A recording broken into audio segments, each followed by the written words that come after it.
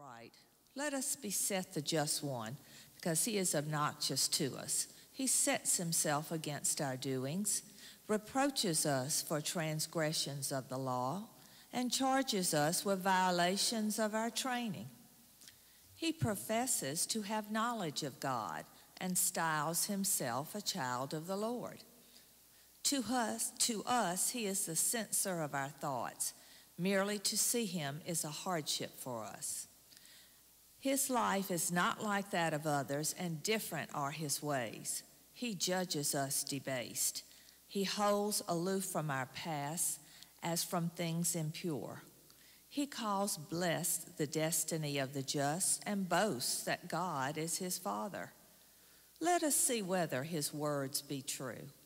Let us find out what will happen to him. For if the just one be the Son of God, he will defend him and deliver him from the hand of his foes. With revilement and torture, let us put him to the test, that we may have proof of his gentleness and try his patience. Let us condemn him to a shameful death, for according to his own words, God will take care of him.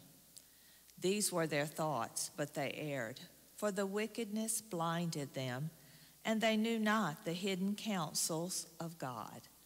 Neither did they count on a recompense of holiness, nor discernment the innocent soul's reward. The word of the Lord. Thanks be to God. Responsorial Psalm. The Lord is close to the brokenhearted. The Lord is close to the brokenhearted. The Lord confronts the evildoers to destroy remembrance of them from the earth. When the just cry out, the Lord hears them, and from all their distress he rescues them. The Lord is close to the brokenhearted. The Lord is close to the brokenhearted, and those who are crushed in spirit he saves. Many are the troubles of the just man, but out of them all the Lord delivers him. The Lord is close to the brokenhearted. He watches over all his bones, and not one of them shall be broken. The Lord redeems the lives of his servants. No one incurs guilt who takes refuge in him. The Lord is close to the brokenhearted.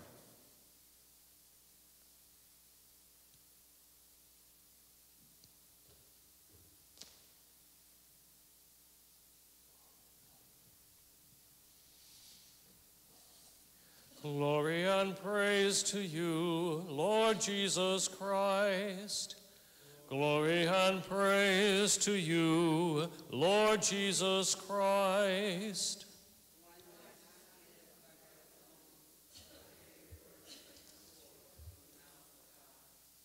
Glory and praise to you, Lord Jesus Christ. The Lord be with you. A reading from the Holy Gospel according to St. John.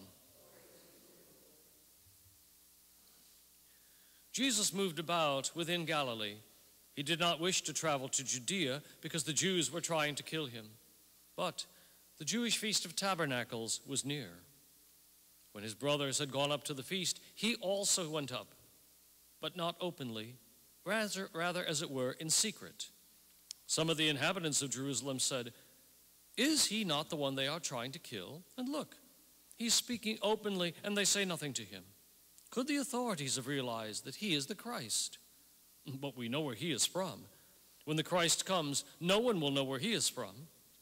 So Jesus cried out in the temple area as he was teaching and said, "So you know me, and you also know where I am from. Yet I did not come on my own, but the one who sent me, whom you do not know, is true. I know him, because I am from him, and he sent me." So they tried to arrest him, but no one laid a hand upon him, because his hour had not yet come. The Gospel of the Lord.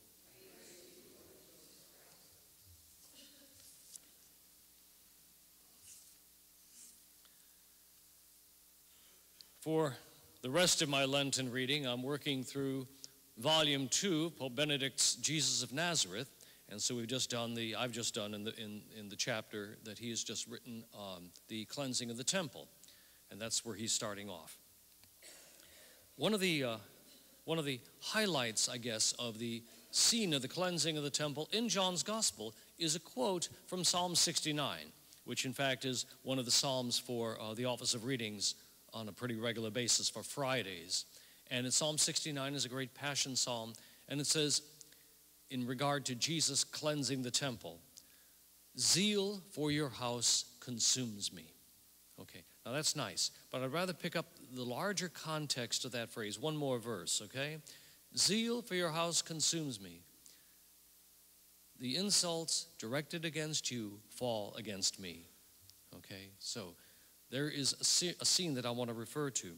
When you are zealous for the things of God, there will be opposition basically directed toward God, but directed toward you. That's just the way it is. Now, logically, the converse of an implication is not necessarily true, okay? If you are going to be zealous for God's things and God's house and God's ways, you're going to be opposed. The fact that you're opposed doesn't mean you're in favor of God's ways. Okay, you see, it goes the other way around also, okay? But what we see in the first reading today from the book of Wisdom is precisely that. Somebody who lives the justice of God, by definition, is going to be found to be in opposition to those who are wicked, okay? And that's the way it is. And so the wicked are going to beset the just man, it says. Let us beset the just man because he's obnoxious to us. Why? Because his whole standard of living is different, okay?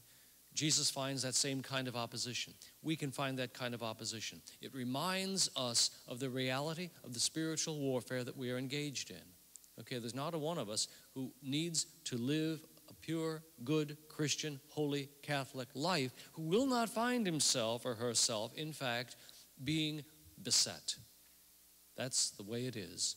That's the way it is. And we are beset by all kinds of things. They can be circumstances of our life. They can be physical issues. They can be familial issues, emotional issues, relationship issues that we find ourselves embroiled in precisely because that's the way it is if we're going to live this kind of a life. But in Jesus Christ, we're dedicated to doing that. And if his hour has not yet come, and all things will take place when his hour comes, then as parts of the body, we can be confident also that when our hour comes, then he'll be with us as well.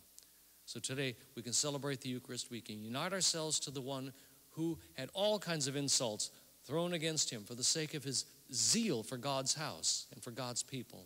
Let's ask him to help to make us part of that body that experiences that sorrow, because that is the path that we have toward the joys of Easter. Let us stand and pray.